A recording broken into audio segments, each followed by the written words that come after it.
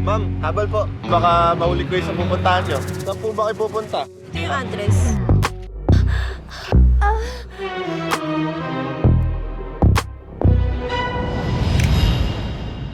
Ikaw ba si Danilo? Friend ako ni Alvin at ni Tyron. Ayoko nga eh! Nagdala kami ng chicks tapos nag-walk out.